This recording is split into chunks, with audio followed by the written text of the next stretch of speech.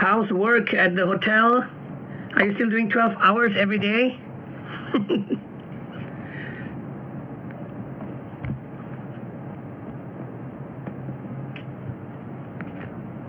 Isaac, how are you doing, man? How is everything in Regent? I hope you're good. Molly Singh, hello.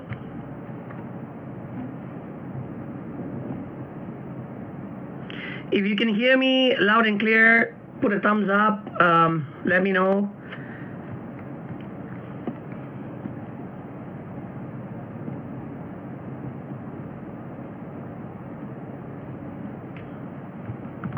Going to work tomorrow? All right, yeah. That's great. So we're just waiting for a couple more people to join on, and then we're going to bring on our speaker for the day. Sonia is she's already here actually. And we, can't wait to hear from her actually. She's got a lot of things to share with us today. Rocio from Geneva. Are you in Geneva, Rocio? Pokchita.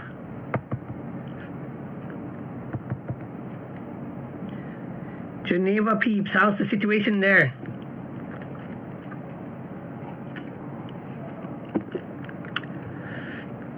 This light is a little bit bright, but I kind of need it, so. Yep, you are in Geneva. All right. Okay, great. You know what? Maybe we should bring on Sonia, start chatting a little bit, and then I guess there'll be more people who will join as well. Singapore is great, Rocio.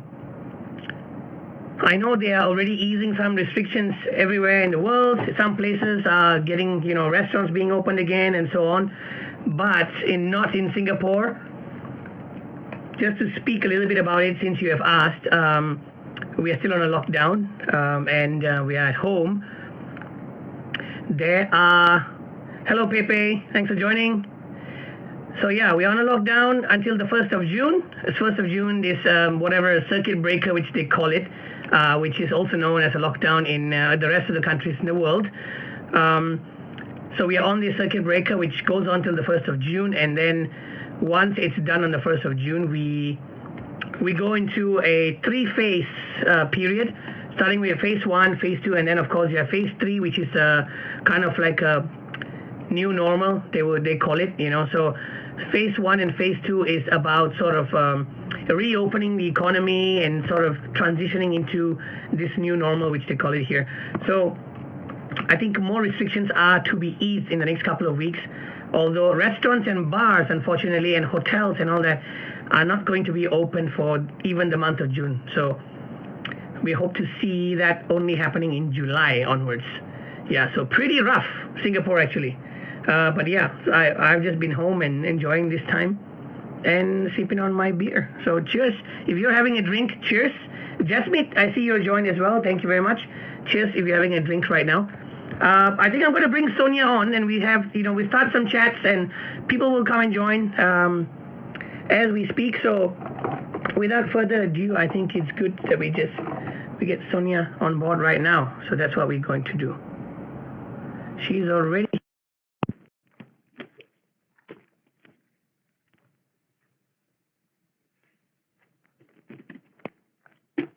Hello. Hello. Thanks for joining. You have a beer and I have a glass of water. I thought you were going to say gin tonic. Come on, Sonia. I need to remain focused, like. Hi, everyone. Nice to see you guys. Well, 4 people only. We need more, guys. Come on. No worries. I'm sure people will join in later. Throughout this entire thing I've been doing, right? I've been also like testing out different timings. So I've been coming on like 9:30, 9. Yeah, pretty late and early and. Yeah, just, because then I've now concluded and like figured that, based on the 5-6 chats I've done, there's no specific timing. Like everyone is here and there. Like it's really, yeah. Oh, Ritesh. Like a perfect time that everybody will join. Yeah, I know. So whatever, right? I mean, we just got to do it. Ritesh, how you doing, man? How's the Sentosa. Are you guys okay there? Oh, I see somebody from SEG. Kamil Hosseini? Is that one? Yeah. Is it that one? Hello, how are you doing? Thank you very much for joining in. SEG represent. So yeah, Sonia, how you been? I mean, tell us a bit about what's going on in Malaysia, what's going on your side. You know, of course, we have some really interesting stuff to share with everyone today. On your journey being a successful sort of entrepreneur with your business together with your mom, right? And also your journey through all the schools, throughout your hospitality education, you are equipped with a bachelor's degree, and then several years after decided to do an MBA as well. So I think, many people are also excited to listen to what you have to say, your thoughts, your opinions on your time being in the hospitality industry and then making this transition towards the education, right? It's, again, a different segment of hospitality, very important segment, actually, because it's grooming people for the future of hospitality, which is, I think, the most basic part. Of laying the foundation is very important. And you obviously are representative of some really great schools in Switzerland, in Australia, in Spain, and the US as well. So share with us on your talk a little bit about your journey. We'd like to hear that, and then maybe take some questions later on, of course. Yeah, sure. Thanks, Navin. I really appreciate this opportunity to speak to you. I haven't seen you I think over a year since the last time I went to Singapore. So it's great that you're doing this kind of shows to get everybody on there and get their insight. Yeah, so I'd like to introduce myself. Those of you who don't know me yet, my name is Sonia Mueller. I'm half Swiss, half Malaysian. I'm stuck in Kuala Lumpur, but the last 2 weeks, or almost 2 weeks, things are opening up here. So restaurants are open, bars are opening, but obviously they are practicing the social distancing. And right now, people are going out. People are willing to spend money to help those industries survive. So my background is I did both my bachelor's degree and my MBA in Switzerland. Mm-hmm. But before that, I studied in international school here in Kuala Lumpur, an American school.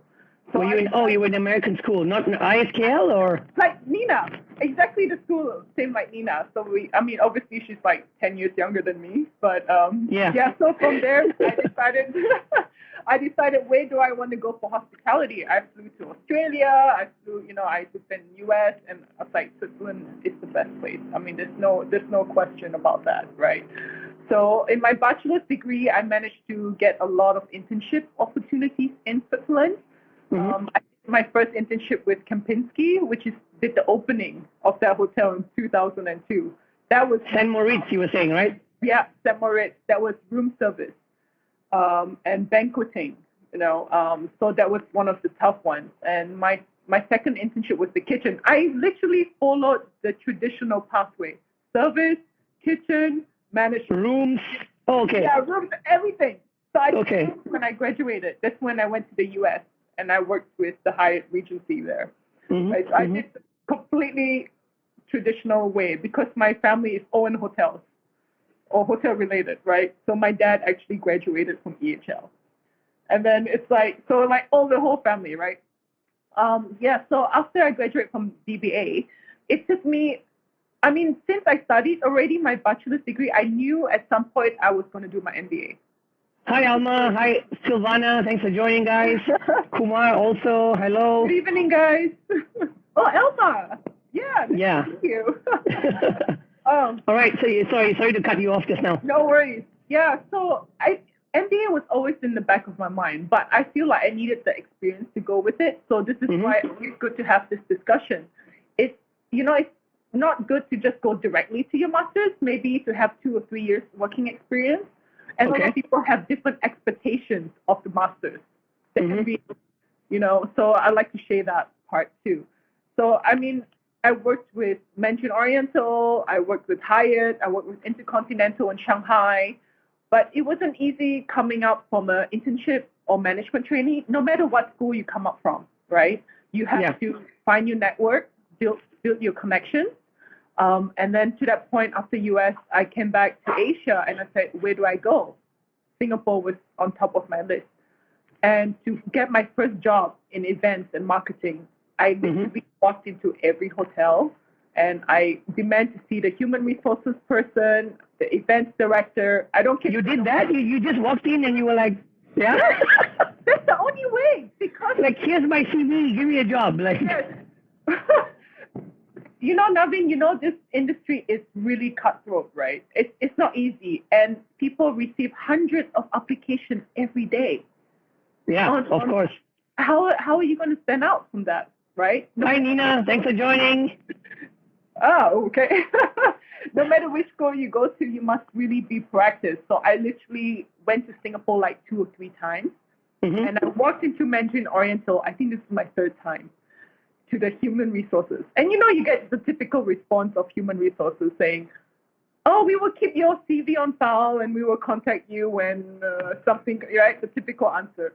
And it's all about timing and luck in this industry. So when I was in there in the human resources, the director of events was there. And he said, I was finishing up my discussion with the HR guy, and he comes in, he said, oh, he overheard, so I'm looking for event coordinator. And then just like that, it was just timing. And you got a job. Yes, that's how I got my first job out of university. And that was at the Mandarin Oriental Singapore. Yes, doing events, what I wanted. And what they liked is that because I had the background of the hands-on learning, which we learned very well in school, we learned both the academic side and the hands-on practical knowledge, right? And so this is what the director liked, that I knew what banqueting was about, I knew about the setup, instead of just going to events and sales. Yeah. Wow. Yeah. No, I think it's really important about about getting that experience as well. There's a couple of people who I know. This is just an example, of course, from my time working in back in Regent when I was here in Four Seasons. There were a couple of people from catering sales, for example, right? They joined catering sales and events, but had no hands-on experience about banqueting and F&B. Which you need. It's the basic. Which you need. How are you selling a service if you don't have the experience in that area, right? So that was, at that point of time, I really didn't know much. I was just starting off as a trainee and all that as well. But a lot of these questions was playing in my mind. And I was telling myself, hey, how are these guys selling a wedding package?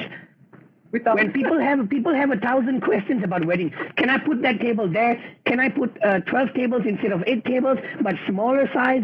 You have to have some of that operations experience. I for sure. Yeah, and the Swiss schools really prepare our students for that, right? So for sure. Yeah, and then I was working in the hotel industry for about two and a half years. In Mandarin Oriental, and I decided I want to go to the educational line. Right. So how I got my interest was that because my business partner, who is my mom, Miss Pauline, who has actually been doing it now for 18 years, doing this business. So I kind of got it from her, but it was kind of my passion. I want to take care of students, right? I want to make sure that the future is kind of set up for them, that they know that they're heading towards the right path. Nobody knows how to get there, right? They know what they want, but how to get there is not always a straight line. Of course. For example, I'm still figuring it out on my own, after having, how many years now? 6-7 years of experience in the industry, I am still always figuring out which direction to go next. What should I do? Am I making the right... new things as well. 100%, which is why I stepped back from hotels and took up a small job in this Finnish startup, which I recently... left right now. So it's a small step, where I decided to, take the opportunity, take a little bit of risk, of course, because they were small, they were still starting up, and nobody knew which direction it was going towards. So, and then nobody also predicted and knew that 2020 would be like that right now, So this is again a very interesting challenge which we can learn from. So I think that's it, Yeah, so how my career started in education line is that there was an opening at the La Roche China campus. We do have a campus. So there was an international enrollment manager position. So I applied for that. So that was in Shanghai, right, for 2.5 years. And at that point, I was doing a lot of research. In the 7 years between my BBA and my MBA, I was researching where do I want to do my MBA? Do I go back to Switzerland? Do I go to Australia? Because I always wanted to go to Australia. I was looking at the University of Queensland, for example. Mm-hmm. And then I was looking at the US. But in general, to get into MBA, you need a GMAT. Right? Okay. So, and this consumes time and it's costly, especially to the US. In US, you need a GMAT and it's around 2 years to study. It's a long time. So going to Switzerland, it's not required for GMAT at all. Enter into our master's or MBA program. So what was the requirement is what? Like experience in the hospitality industry and also a degree, right? Yes, you need a degree. But Okay. there are some cases, very exceptional cases, that we do have leads or students who has diploma, for example, Okay. but they have 15 years experience. Wow, yeah. That's possible for sure. Yeah, they never got the chance to finish the degree. So we do have exceptional cases that they go directly to the master's, according to how many years experience that they have. And which positions and stuff along the way they have also been through. That's really important too. Right. Case by case story. Analysis, yeah, of course. Yeah. So that was always a passion, and from there I was like, okay, let's go back to Switzerland, and Leon was having something like an MBA in leadership. It's not hospitality, but it's leadership. So I graduated from Leon in 2014, and then that's when I decided to join the corporate office for Summit, because now La Roche-Guyon is owned by a French company in Singapore. So that I was doing regional manager. So we were in charge. We had different regional managers of different areas. So I was in charge of Singapore, Vietnam, Indonesia. Were you based here in Singapore or? Yes, based in Singapore. I miss Singapore so much. Like I meet so many great friends there, and everybody's there. So I was based there, but I can tell you I was hardly there because we were traveling a lot. Yeah. We were dealing with a lot of agents. So from the corporate side, I resigned from my job because I did not know what I wanted to change, right? But I wanted to help my mom out as well. So from the corporate side, I kind of left. I took a few months to think about it, and then my mom needed help, so it was just a natural progression to move to help her out because she's only a one-man show. One-person show, yeah. And she was in Malaysia at that point of time, right? Yeah. Okay. In Malaysia, we have thousands of agencies. Yeah, of course. So many agencies. But they sell thousands of schools. They sell programs from engineering, doctor, lawyer, the typical stream that a lot of students follow here. Might as well open up a university, right? Yeah. So what we focus in is that we're very niche. We want to focus that very niche product that, okay, when people think of Swiss hospitality or hospital in general, they know to come to us. Yeah. This is what we want to achieve in the long run at some point. But right now, it's a lot of word of mouth that we trust on. Yeah. We did a lot of school visits. That's how we gain our students, is doing school activities, school leads. But now the huge challenge is schools are closed. We cannot get it, right? Yeah. And adapting to this new normal, everything's online, which personally I have to tell you guys, I hate. You hate? Okay. Yes, I not hate, but just I miss that human connection. In this industry, when you sell a product, right, or you sell an education, you have to have this connection with the person. Yeah. Right? They need to trust you in what's selling. And to call up somebody over the phone and to do even FaceTime, you don't have that same connection that 100%, I agree. Yeah. And I think a lot of people who are also in this industry, and Sufa is saying now we all miss the human connection. Yes, 100%. I think in anything that you do in any industry as well, human connection is really important, especially in the industry that we are in, hospitality. Not just hospitality, but also if you are in a more customer service role, a frontline kind of role where you are dealing with people every day, it's so tough to go virtual or to go on a digital platform and to achieve the same things you normally achieve when you are meeting people face to face, for example. So of course, one of the things we're going to talk about later on is also schools going virtually and what students are actually saying, right? I want to know from you We got some feedback from the students. You have direct contact with them, the students who have signed up through Swiss Edu to be in schools in Switzerland and where around the world. So I'd like to hear from you on that as well later on. But please continue your journey. I try to continue everything within 5 minutes. My whole year. No, you can never do that.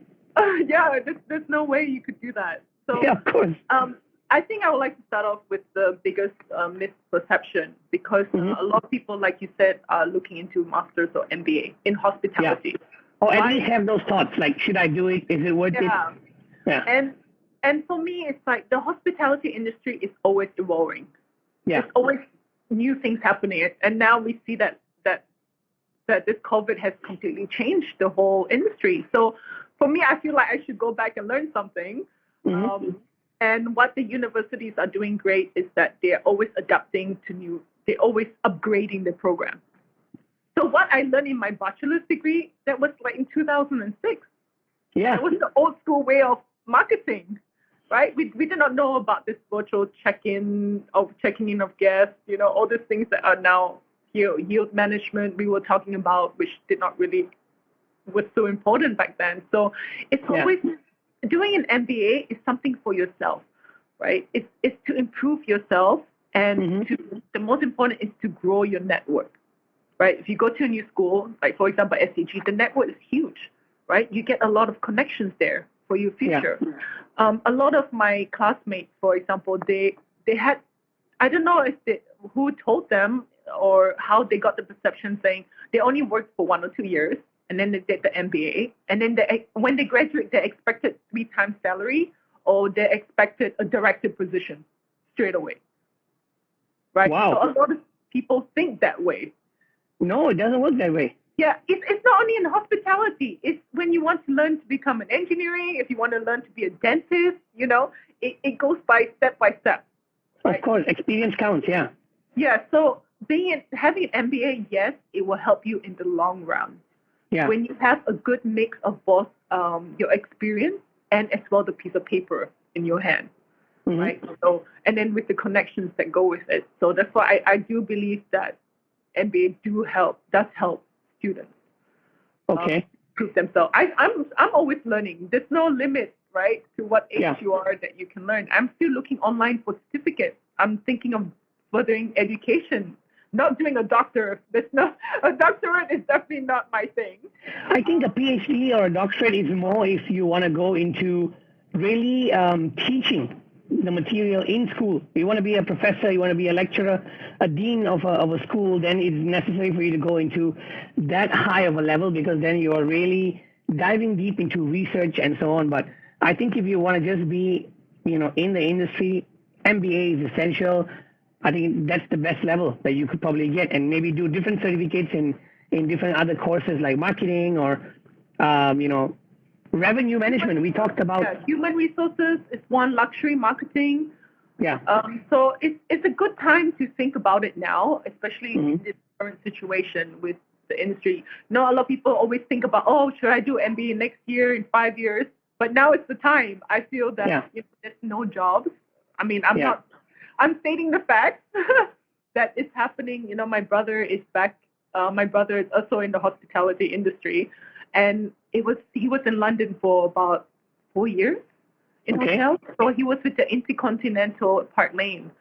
And famous one. Yes, he was there for so long, and we told him maybe it's time for him to come back to Asia. His career was not progressing. In Europe, it's kind of hard to actually progress. Harder to progress. So, a lot of senior people who don't move. They're just comfortable in their roles, and they just stay there, and there's no opportunity. So we actually asked him to come back. He took the advice, and he just came back end of January. Thank goodness. And then the whole thing blew up with this COVID. Where is he now? Is he in KL? Yes. So he found a job with one of my friends in the EQ. I don't know if you know about this new hotel called EQ. They completely renovated. It was an old hotel, but they really renovated. They have one of the best new sky bars in KL. Is it called, it's not the Equatorial or whatever, right? It is. It is. They rebranded to EQ. Okay. Then I know exactly which one. Yeah. Yes, so they completely renovated everything. And so one of my German friends that I worked in the US with, he was here. So Okay. he helped my brother get the job. And basically, he signed his contract the day before the lockdown. Oh my God, so lucky. Oh my God. Yeah. And then so he's been working like almost 2 months now, I think. Yeah. And now they're asking him to take non-paid leave for 5 Yeah, it's happening everywhere. Yeah, he's It's fine. It's fine. Yeah, it's fine for that, right? So Yeah. At least you have a job. Yeah, we all need to work together now in this situation, and I think I have the feeling that hospitality will bounce back harder. Yeah, we work together, and we will make it better for sure. Hey guys, thanks for tuning in. Everybody who's tuning in right now. Sonia is if you're just joining in right now, we're talking to Sonia from Kuala Lumpur. She's in KL right now, and she has been sharing with us her journey throughout her bachelor's and then also MBA, and now with her current business, Swiss Edu. She's in the education line, so she's giving us some tips and advice. If you have any questions about MBA programs or any other certificates, if it's worth it to do something in the education line right now, then please put your comments down there in the comment section, or if you have any questions, put it in the question box. We can ask Sonia these questions, or we can bring it up for discussion, of course. So do let us know if you've got any questions. I have one question actually right now, since we're talking about questions, a very simple one. I just wanted to ask, what is the difference of doing, there are many MBA programs out there. So for anyone who's considering doing a master's or an MBA, how is it different from doing it in a hospitality school in specific? I know you mentioned the GMAT thing just now, but besides the GMAT, if, for example, there are many schools out there, business schools also, right, who are really offering these kind of programs, INSEAD and all these other schools. Yeah. So how are those kind of programs different from the ones you would get in hospitality schools like La Roche, Glion, and all those things? Yeah, I think like for SEG or La Roche and Glion, we really focus on the human side of it. Okay. And there's still practical aspects, right? So you actually feel you're doing what you're saying, right? Hands-on. So instead, obviously they're very good schools, but they're very more on academic side and research, which personally I did not want to do that. So I really like the hospitality side where you can specialize, right? For example, HRM, you can specialize in luxury marketing in your master's. It's a hospitality, right? But you can do something specific in that.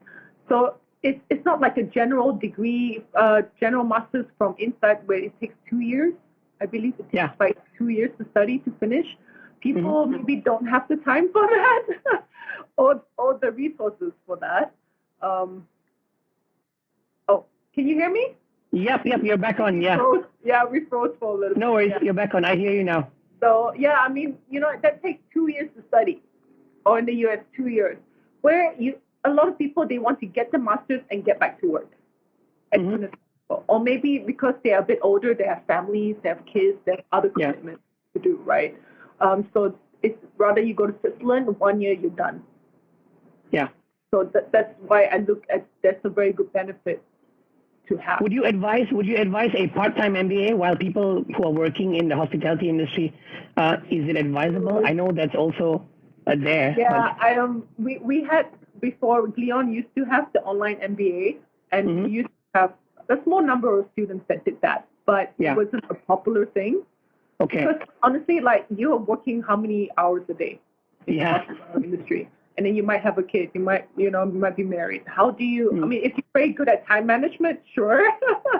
But you want to focus, instead of prolonging your degree, doing it online 2 or 3 years, why not you just go on campus and you're done in 1 year? So I don't really recommend this online thing. Yeah. But now we all have to do it. So, but again, I agree with how right now is the best time if you want to do something like that, because, hotels are closed, the job market is frozen at the moment, there's no job vacancies out there. So I think it's the best time if you want to invest in that and do an MBA program full time. It's all virtual right now. There's no choice. But things might change in the next couple of months. Maybe they have some sort of face-to-face classes again, which will come back into place. We don't know about that, but we have to see. Yeah. But then again, doing this part-time thing versus doing full-time, a lot of people have these things in their heads, right? When I speak to a couple of people, they have this thing about if I do a full-time thing and go into classes every day and leave the hospitality industry for a while, then I fear that I might not come back to that same position again I was in, or, if I stayed on for a year and worked and did my MBA while I was working, I would have now perhaps gone to a higher position and got promoted somewhere. Yeah. So these kind of thoughts are also in people's heads, right, all the time. Yeah. So what is your take on that? Like, is it something that doesn't matter, or No, it's definitely, this is very normal questions, right? This is basic normal questions, and for me, it's your personal thing. You must take that step.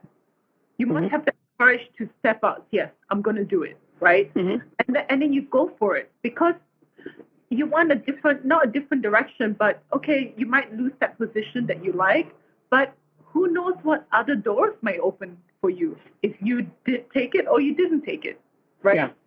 And new doors will always open. You might even get a better position that you did not know that you could have gotten if you stayed. Yeah. Right? So it's just taking that leap to say, okay, yes, it will be positive and you will get that better position.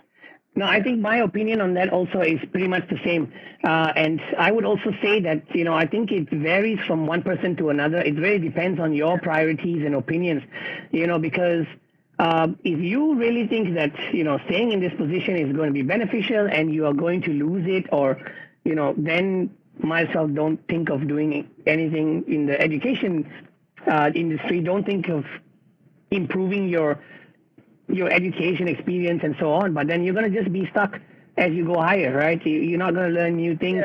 The industry is moving so quick. New things are popping up, Especially now. Especially now, right? So just we talked about also new things popping up, like social media, for example. 10 years ago, there was no social media manager. There was no public relations manager, for example, right?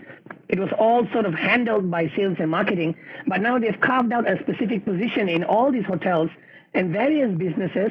There is a specific person being in charge of public relations and digital marketing, for example, because it's so important in building your brand awareness and all that sort of stuff. So really, really. Oh, another question coming? Oh, because I just want to say, now everybody has a bachelor's degree. Yeah, right? Exactly. So it's like you want to kind of stand up a little bit, stand out from the applications to enhance yourself, right? The salary will probably come later on. You cannot expect, okay, I graduated from my master's MBA and then I'm going to become so and so with this salary. Yeah, no, of course, right? Yeah, so it will come later on. You just need to have a bit more patience in that. That's what I believe in. Yeah. Well, that's great. Thank you thank you for sharing your journey. Been a wonderful one, I'm sure, and definitely more exciting years for you to come ahead. I just wanted to ask right now, since we decided to talk about the education industry as it is, that's been hit with the COVID-19, so I just wanted to know from your side about how has this whole transition to a virtual platform, virtual learning, been for all these schools that you send students to? So it would be nice to hear from you, and also if you're in touch with any of these students, what are they saying? I kind of already know how it would be. If I'm a student right now, I would be super disappointed because I'm like, I'm stuck in this room right now, and I have to listen to bloody classes on the computer. So what is your take on it? Has some students been I'm sure there are also, on the other hand, people enjoying it. So but it's when the whole thing went down and the universities were asking the students to leave the country, not because of the university, it's because of the government, right? All of them started texting, calling, and then obviously it's like 1 a.m. my time, right? So it was like, okay, something's happening, but I'm just trying to reassure them, everybody, it's not only one person going through it, everybody Yeah, of course. do this. So we just need to be patient. All of them want to get back as soon as possible. They all want to get back on campus, right? But right now, the virtual learning is starting in July for SCP schools like Cesar, Ritz, and HIM, which is great because it doesn't delay the studies of the students, right? If they are already for sure. Yeah, so we are hoping by September, October, we can physically be there. We are hoping, right? But right now, I think moving forward, I mean, look, I think Cambridge University, they all announced officially it's all online until summer of 2021. Yeah, I saw that. Yeah. Right, and yes, it's good to plan like this, but I think Switzerland has quite prepared itself very, very well. So you start in July in Cesar or HIM, and then you start online, and then the practical stuff you can catch on when you are actually on campus. Even culinary art school, we're doing the academic side first, right? Yeah. And then later on, once you get on campus, you do the practical aspect. Yeah. So that is for the universities. But on the management side, it's a different story. Like, oh yeah, I was going to come to that too. I mean, how did they take it? You know, switching so quick in such a short period of time, transitioning everything to a virtual platform. You know, how do you do that? Especially if you're an experienced lecturer who's so comfortable with lecturing 20 years of your life, interacting with students, and you have that sort of experience. But now it's a completely different thing, right? Yeah, I think they worked really hard, really well together. Everybody was like just helping each other out to do everything online, and they did it so fast. It was so effective. It was like so quick. Yeah. We're offering this, we're offering that. You know, it's just that's the only way that we could do it. Yeah. For the students, but for us on the line trying to get new students. Oh yes. Leads, it's Pauline and I, we never rely on online leads. Because you can have hundreds of people clicking online, but out of 100 leads, you're lucky if one of them is actually a real potential. Yeah. Right? The one that can afford it and the one that's going to Switzerland to study. Right? So we are very different from other agents in the sense that we go out. We go out and get students. We don't have an office like other agents like AUG or JM, they physically have an office where they just sit there and they wait for the students to come in. No, we don't do that. We go out and we get our connections. We meet students. We meet parents, right? But obviously that's all locked down now. So all the budget that we have is going on online campaigning. Yeah. And my head is just exploding because all the leads that we're getting the last 2 or 3 weeks, it's immense, but out of that, you call half, it's like, not really. Yeah, of course. And how do you sell industry that, every industry is affected right now, but hospitality is more affected because people can see it, people can feel it. That's why they think, oh, why am I going to study hospitality when you can see it's being affected? But every oil business is affected, engineering, everything, construction, right? It's all being affected, but we don't see it. in terms of priority, I think those businesses bounce back really quick because people need them. Yeah. But the hospitality industry is going to take some time because it's not a necessity right now. I don't have to eat in a hotel. Yeah, you don't. But I don't have to stay in a hotel, right now. But again, as things get better, of course. I do. Yeah, Navin, I do believe that people, after all this is over, people who still have money to spend want to spend it on good things. Oh, yeah. And that's, again, another type of people who will go crazy and say, oh, my God, I haven't been in a hotel in years, in months now. And first thing I'm going to do is enjoy it. Book a staycation and enjoy it. Yes. So, I mean, you see in China, as soon as they open up, all the people with money, they walked into Chanel, Hermes, Louis Vuitton, started buying bags and bags or whatever stuff. And this is just right up. It's like fashion shopping, that they want to buy all these things. So I believe that people are willing to spend. This is my perspective. After all this lockdown, I'm going to spend to flights to go wherever I wanted to go, Like, of course, So yeah, for sure. yeah, I want to support friends who have the restaurant business or the club Mm-hmm. business, whatever I Yeah, can to go there. But yeah, it is tough. I'm not saying it's going to be easy for sure. definitely. Speaking about that, about how you were saying, there are some challenges on obtaining students and stuff for the business that you do. I think here Aaron Francis has a question here. How does a consultant strive to provide a solution in these times when there are plenty of uncertainty in the market, and how do we make people trust us? Really interesting question. Thank you, Aaron, Thank you, Aaron. for that question, of course. Yeah. So yeah, really nice, interesting question. Of course, really big uncertainty in the market right now, like we talked about, not just the hospitality market, but all across the world in a lot of different markets, right? The oil and gas business, the hospitality, the banking business, and so on. A lot of businesses are affected equally as the hospitality business. So, how do you, as an education consultant, strive to provide a solution in these times? Well, for me, this is there's a lot of parents and students that when we follow up with them, the good potential needs, they completely halted their decision, right? They're like, oh, we want to see when COVID ends, but why are you stopping your planning for the future because of one thing?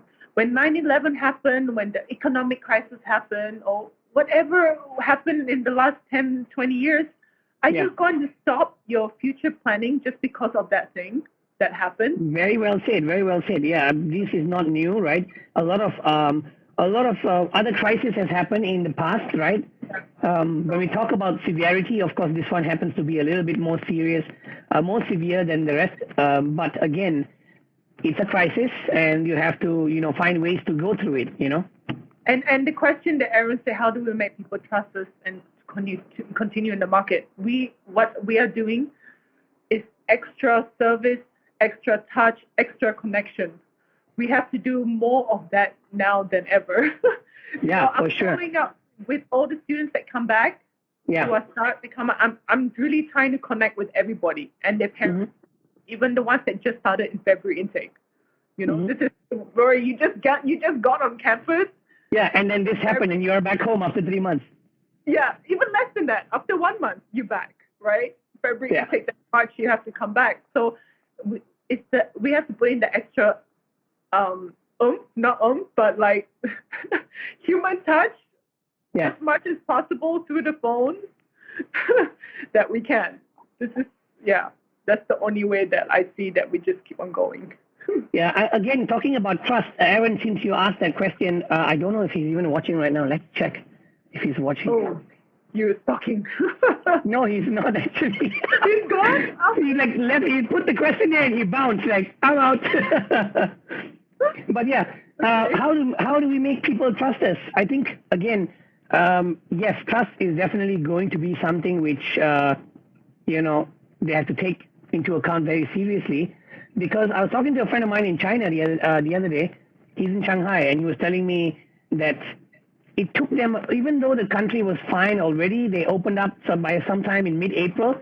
It took several weeks for people to actually gain confidence and trust to step out again and go and actually eat in restaurants and so on. It took a little bit of time because of how severe China was hit by the whole COVID-19 as well. Yeah, depending on the situation. Malaysia, things open. Everybody's in the restaurant. Of course, yeah. So I guess it's also depending on people. But then looking at it in the hospitality industry, for sure it's going to take some time for some people to, of course, travel again and be able to stay.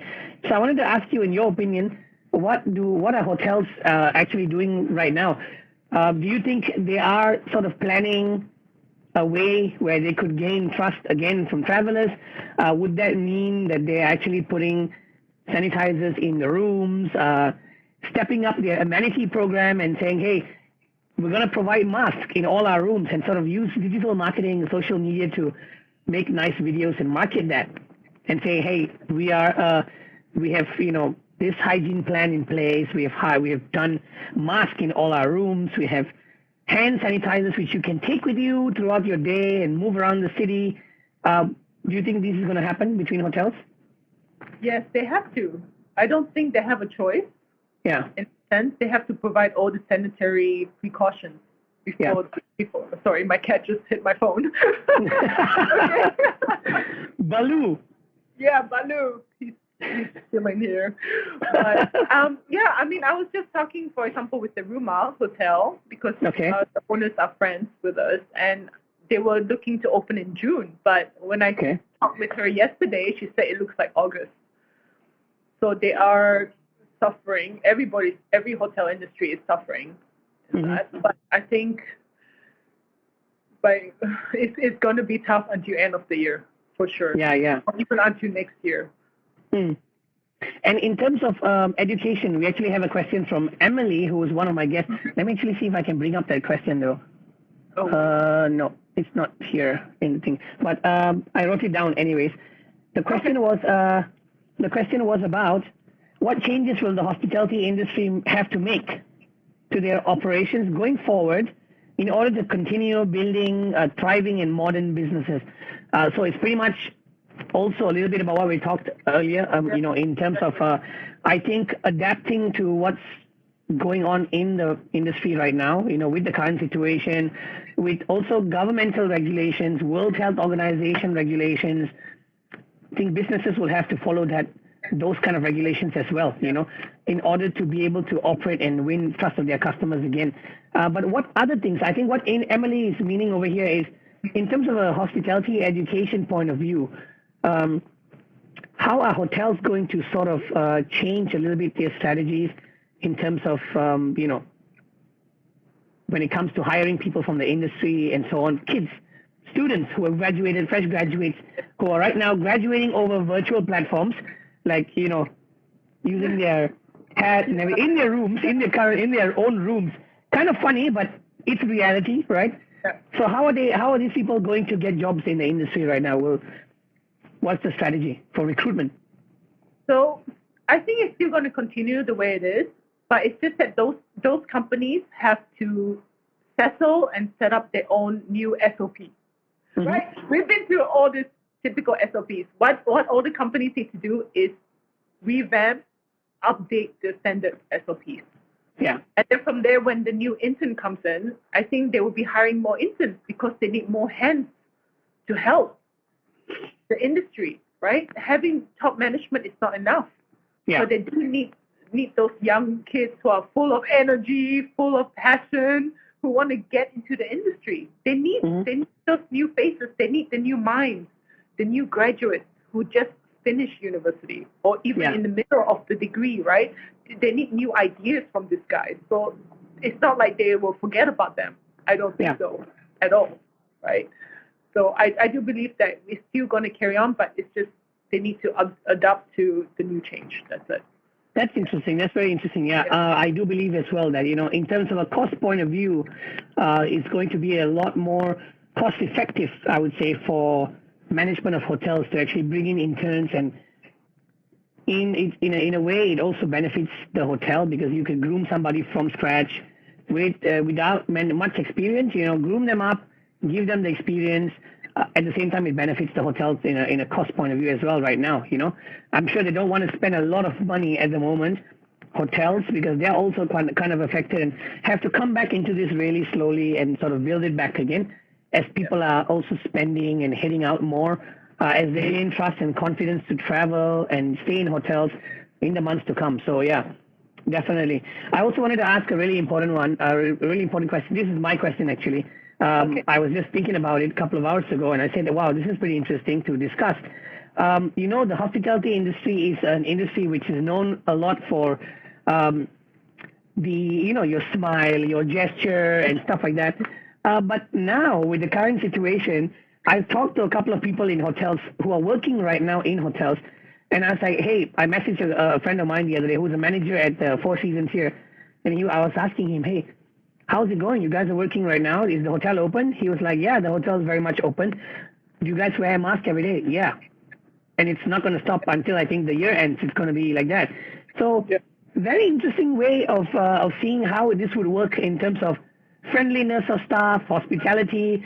How hospitable can you be with the mask on? your face Yes. when you I was approach a thinking about customer or something. So what's your opinion? It's quite funny. At the same time, it is reality, right? So Yes, in the beginning, it was very funny to me, but now we got used to it. I think Yeah. people are getting used to it. But Uh-huh. on the other hand, you can tell when a person is smiling, you can tell it in the eyes. You know, it doesn't. I know now we all have to wear a mask, right? But you can feel the body language of somebody, or you can in the eyes when they're smiling, you can actually see it, right? So I feel like yes, I know that we are in the business face to face and connection, but we can have other ways of showing, through body language, through eye connection, right? This is other Also, ways that we can practice. Yeah. For sure. But then again, some people are better at the smiling part and having a natural, really friendly sort of face, personality, as as compared to the way they would speak it out. But then some people are the other way around. Like I could speak it out better and make somebody a little bit more comfortable with speaking. So wearing a mask wouldn't really affect the way you do things, because then you're really speaking. You create the warmth and that friendliness, and you build that guest experience through the way you speak. So of course I believe that it's a funny way, walking to a hotel, checking in, and then seeing everybody with a mask. How do you, I mean, it's quite funny, but it's sort of reality, and it will go on. It will go on for a while, for sure. Yeah, I think it will, but I believe that we will fight through this. Yeah, for sure. We will become better. And more important now that all of us, we need to practice common sense. Yeah. We and we need to really connect. We need empathy. We need care. Yeah. Which we have missed a lot. And I think coming out of this situation, a lot of guests, a lot of customers who do end up booking hotels, they want that extra service. Yeah. Now, I think it will be much more focused on the luxury entertainment or the luxury service side. That people want that more, because they come out of a lockdown. They've been locked down for 3, 4, 6 months.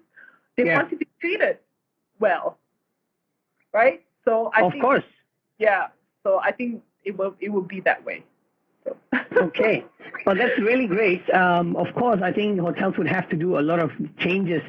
Businesses would have to make a lot of changes to sort of win trust and get people to travel again and adapt all these hygiene, sanitation policies, for sure. So very interesting insights. Thank you very much for sharing all of that with us.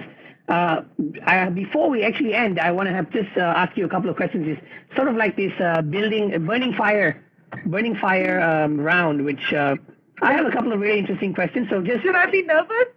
No, you shouldn't be nervous. It's something that you already know, but it's very opinion based. Okay, so in 3 words, you have to describe yourself as a leader or an entrepreneur or a hospitality professional. Really quickly. Oh my God. Just on top of your head. Passion, loving. I don't know. They all sound similar. Okay, yeah, great. Caring, passionate, loving, great qualities to have. Favorite quality. Sorry. Enthusiasm. Enthusiastic. Okay. Which one is your favorite out of these 3? Favorite quality of yourself? I think passion. No matter for everybody, whatever you're into, whatever you're talking about, you can tell from a person, right? What they think that they really have it in them or not. Yeah. So, yeah. That's very, very true. Very well said. Are you an organized person or a spontaneous one? Can I say a bit of both? Okay, a bit of both. Funnily, I've asked this question to all my speakers in the past couple of shows. Everybody has had the same answer. Oh, really? I didn't. Yeah. Yeah, I'm a little bit of both. Actually, you know what? I have the same answer too. I'm a little bit of both, depending on what I'm doing, actually. Yeah, so it really depends on that, right? Yeah, true. Your role model or idol or somebody you look up to? My role model, wow. There's so many that I look up to. Favorite one? Somebody that you really idolize or really, really appreciate the qualities of this person? Could be somebody you know, or could be a famous person or an entrepreneur, celebrity. Well, I guess this is the common one, Michelle Obama. Oh, wow. Fantastic. Yeah. That's quite common, right? I mean, she's been through a lot. And what Yes. she's got, she's a black person. Yeah. She's a Yeah. woman. And that's already like a struggle. Social issues, social struggles. Yeah, it's already a struggle. And now, what we're going through, for me, I think going back to the educational side, more and more students should stop thinking about the traditional way of education. This we cannot touch base, okay? Yeah, because yeah. traditionally, especially from Asia, the students only think about USA, they think about UK, Yeah. right? Slowly, students are thinking about Switzerland. They never thought about Switzerland because the parents of old generation, they have a different perspective. They say, oh, Switzerland is super expensive. Oh, you have to learn German fluently, which is not true. Not right? true, not true. Everybody speaks English in Switzerland. This is one of our challenge in what we do, is changing the perception. We can meet a parent 10 times to convince them, or we can meet a parent one time and then they got it, but it really depends. And for the graduating class in a lot of high schools that we meet, we're like, where are you guys going? US, US, US. I'm not being negative. I'm not being a negative person, but you see there are 40 million people out of a job right now. Yeah. In every industry, right? And you are a foreigner. You want to go US. You want to work there, study and work there. Sorry, the jobs are going to go first to the Americans. They're not going to give it to any foreigner. Okay? Yeah, yeah. It's the same case as the UK, right? So people should start rethinking not to go through the traditional pathway that everybody's always thinking about, right? Yeah. We need to do something new. And Switzerland, more and more people are thinking about Switzerland as a educational stop. And our schools, our private universities, they all teach English, yeah. right? 100%, yeah. Candy Giovanni has joined, and she's saying, Switzerland, fantastic holiday spot. Study? Study what? Oh my God, this comment I heard too many times. Yeah, well, it does. I've heard it too, many times, right? Too many times, yeah. Too many times, yeah, for sure. We always go back to Switzerland. I mean, when was the last time you went back to Cesar? Oh man, I haven't gone since I graduated. Really? Yeah. Should. I haven't gone since I graduated. You know what? As a matter of fact, this is the only free time that I've had since graduating. Graduated and then straight into my job with 4 seasons, and then this Finnish company for about a year and 2 months, and then now I finally have some free time. So, and that's I have free time now because of this COVID thing. Otherwise, I don't know, what I would be doing as well. But right now, let's see. Positive thing. We slow down and we rethink. It's another great opportunity for the hospitality industry to rethink their strategies. Yeah, using for sure. recyclable products or whatever, going eco, all these things. So, yeah, this is what I give to advice to students. Like, think of something else than following your class. In Malaysia or in Asia especially, one student is going to Taiwan, and then everybody follow that person. Yeah. To study that course, even though they don't want it. But they just follow it because the parents say so or because the classmates say so. Yeah, I think there's a lot of influence going on there also amongst people.